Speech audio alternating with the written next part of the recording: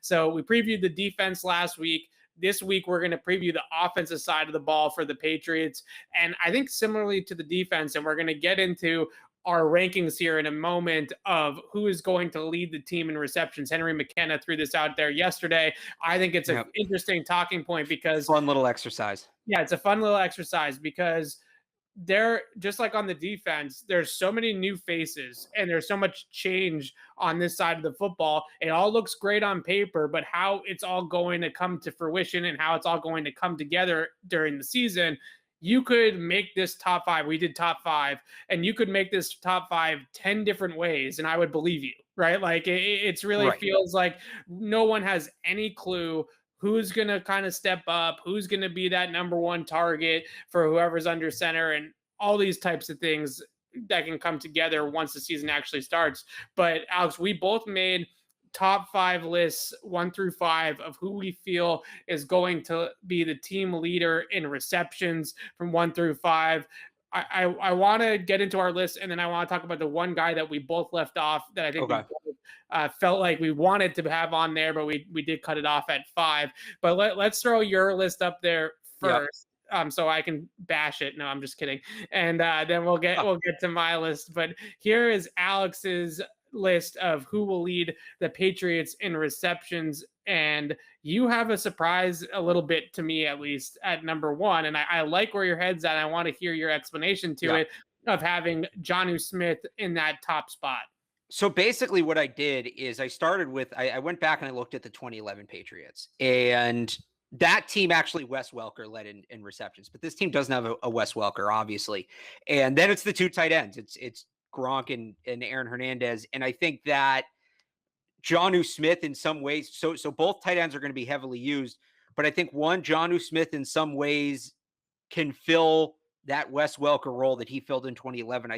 I don't know that they're going to run him out of the slot like that, like directly, but I think he can take some of that workload that Wes Welker had in 2011. The other thing is, I think whoever the quarterback is, whether it's Cam Newton or Mac Jones, Cam Newton said, right, that he was having trouble with the pre-snap reads, and Mac Jones obviously is a rookie. So I think that there's going to be a heavy investment in plays that are screened open, both maybe complicated motion stuff, but even things as simple as screens.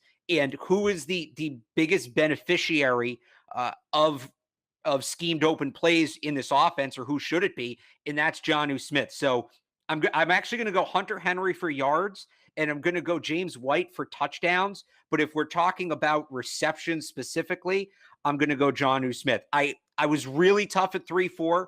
James White has been a Patriots top 3 leading receiver for the last 5 years, but he did have a little bit of a down year last year. So I was really close on 3 and 4. You can flip those. And at 5 too, I know you want to talk about it separately in a little bit, but it really was a coin flip. Nelson Aguilar versus Kendrick Bourne.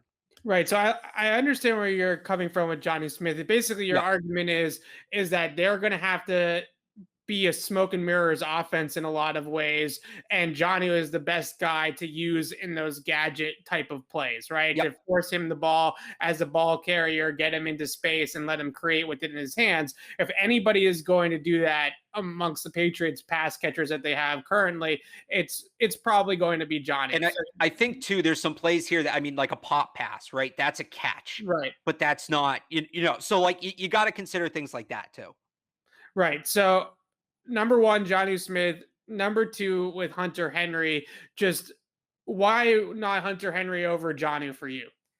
Well, so again, I think some of that scheme stuff, I think too, Henry's going to be more, I think they're actually going to kind of use him as an X. I think they're going to use him more as a guy who can stretch the field. Now he'll do it on the middle of the field instead of the outside, and he won't be as much of a volume guy where he'll be a big play guy.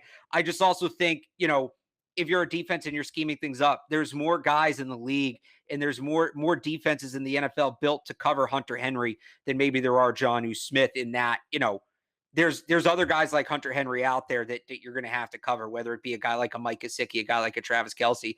I don't know that in this 2 tight end system, there's as many pre-built, you know, existing defensive game plans to cover a guy like Josue Smith.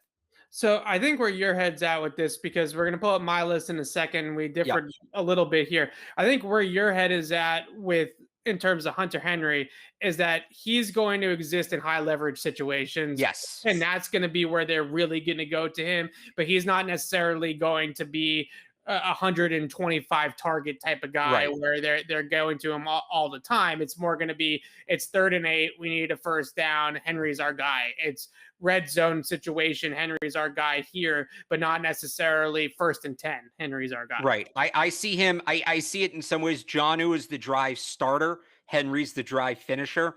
And I'll add too, because I forgot to mention, there's also the injury concern with Hunter Henry. And I've downplayed that since they signed him, and I stand behind that. But I do think that they are, at least early in the season, maybe going to limit his workload a little bit. Okay, and the last one I wanted to talk about with your list, we're going to talk about Jacoby Meyers a little bit too, because I want to bring up my list before we discuss him. James White at number 4 over both Nelson Aguilar and Kendrick Bourne. I think we both feel like last year is sort of a wash for James White based off of everything that happened on off the field for him. And we kind of are giving him a pass, right? To kind of bounce back and get back to his usual form. The only hesitancy I have with James White being on this list over a guy like Bourne is if it is Cam Newton under center, is he going to be efficient enough to his checkdowns for James White to be fed? Right, because he was pretty good with Christian McCaffrey's rookie year. Cam did get him the ball pretty frequently, but you're going to have to see a much better timing through the offense, if you will, out of Cam Newton in order for a guy like James White to be the old James White that we're used to with Tom Brady. So even with everything that happened last year, James White was second on the team in receptions. He had 49 despite only playing 14 games, second only to Jacoby Meyers. Over the past 4 years, he's been top 2 in receptions on this team, reliably. It's a historical context thing for me. He's always in their top 2. I felt bad putting him 4. I wanted to put him 3, but there did look to be a little bit of a physical drop off, as there generally is for backs of his age. So, I really, I think I had him second at one point when I was doing this, and I was really back and forth between 3rd or 4. But if he's not in the top 4, and for receptions, or at least for targets, I would be very surprised, assuming he stays healthy. Okay, so they also don't have Rex Burkhead, who is their second leading receiving back. So there's actually room for his targets to go up. Okay, now you can go. Okay, I want to put it up one last time. Is there anything else that I didn't question you on here that you wanted to bring up about your list? I would say, because I saw people doing this on Twitter. Some people were saying that, they were like qualifying. N'Keal Harry gets traded. He doesn't. This is my list, whether N'Keal Harry's on the team or not. I'll qualify that. Okay. All right. I like that. And I also want to qualify our list with, we're not doctors. We're not out here trying to predict people are going to get hurt, right? Yeah, this is injuries off. Right. We're assuming that everybody's going to be out there at least enough, maybe not the full 16 games, but nobody's going to be an IR season ender type of injury, because none of us we shouldn't really be predicting that kind of stuff. All right. Here is my list. I definitely differed a little bit with you on the tight ends. I feel like whether we had Aguilar at 5 and White at 4 or vice versa, it doesn't really matter too much. But the two at the top that I had, number 1, Hunter Henry, and number 2, Jacoby, I think opens up the conversation that we wanted to have a little bit about Kendrick Bourne once we get to Jacoby. Number 1 with Hunter Henry, personally, I just feel like Hunter Henry against man coverage, zone coverage, just in terms of running routes and his ability to get open, is now the most dynamic Patriots pass catcher on the team. Because as much as I hear you about all the scheme stuff with Jonu and all that kind of thing, Hunter Henry's ability to run routes is far superior to Jonu Smith. Jonu Smith is not a tactical route runner, right? He is a guy that can get vertically up the field very well, and he's a guy that can be schemed open and then create with the ball in his hands after the fact, but not necessarily someone that runs crisp routes. Hunter Henry has won successfully in the NFL, despite, I would say, I wouldn't call it lacking athleticism, but he's not an all-out explosive type of guy. He's not somebody that really burns up the field, but yet he still gets open in the phone booth because he's very physical at the top of the route. He's very good through his breaks with his footwork. He understands leverage. He understands how to get open against certain coverages. So to me, I feel like, and we're capping this with as long as everybody is healthy, right? I do think that Hunter Henry can return to that 2015, 2016 Hunter Henry form when he first broke into the league with the Chargers, that was a different player than the guy in terms of receiving, than the guy that we've necessarily saw the last couple of years in Los Angeles / San Diego. So if he can get back to that version of Hunter Henry, who was one of the best receiving tight ends in football at that time, I think he's going to be a highly, highly productive player for the Patriots. So you kind of psychoanalyzed my list. Can I take my turn at yours here? So absolutely. You have Jacoby second. So do you basically believe Jacoby is the replacement for the Edelman role, that's his spot? Cut it, send it, is done. Yeah. So this is the conversation that I really wanted to have, was because it's really between Jacoby Meyers and Kendrick Bourne for that role, right? And whoever wins that role is going to be very, very high on this list. Yes. And we saw some people that had Kendrick Bourne all the way up at 1, right? Like, right. People were throwing out their lists yesterday.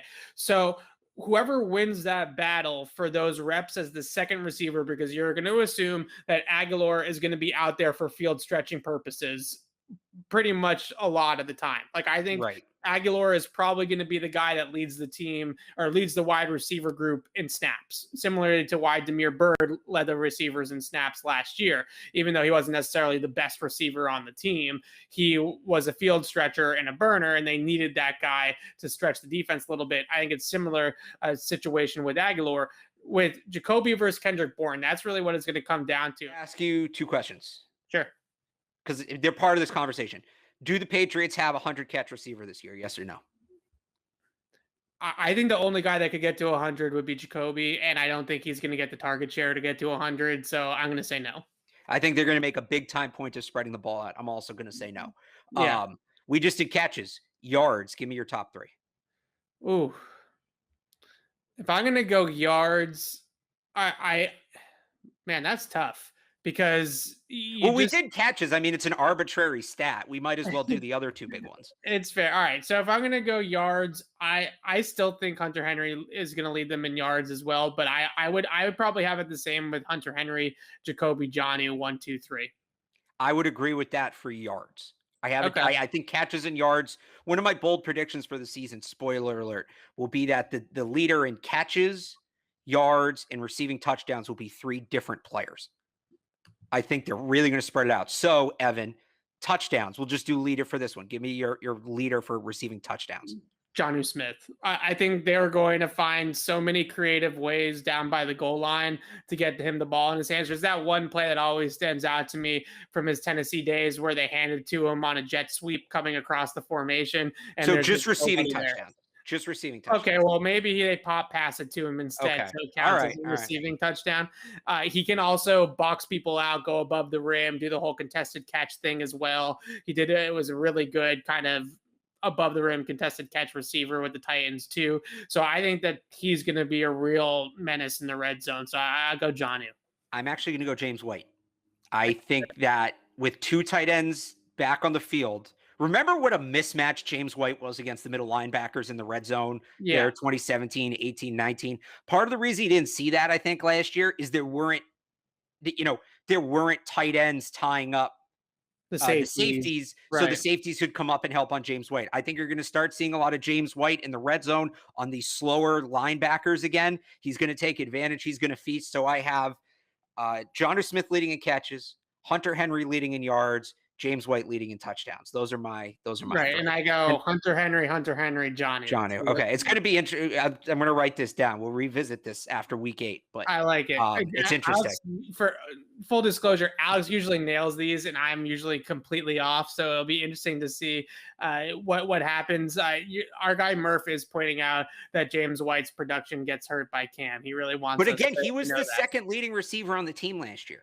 I don't, because this is all relative to everybody else. We can talk about, and that's why I asked you the 100 catch question, because the order to me almost isn't as relevant as does their leading receiver have 100 catches or does he have 50 like he did last year? So, this is, again, it's relative to everybody. James White's overall production goes down because of Cam. How they scheme it, his production relative to just the other players on the team, I think that it's certainly the quarterback factors into an extent, but not massively. I think James White's going to get what he's going to get relative to the rest of the players, regardless of who the quarterback is. Now, whether he catches 5 touchdowns or 10 touchdowns, whether he has 50 catches or 75 catches, that's going to come down to the quarterback. But where he is relative to everybody else, I actually don't think the quarterback matters too much. Hey, this is comedian J.L. Covan, best known for his impression of Donald Trump. I'm going to be at City Winery in Boston for one night only, July 26th at 8 p.m. Hope to see you there.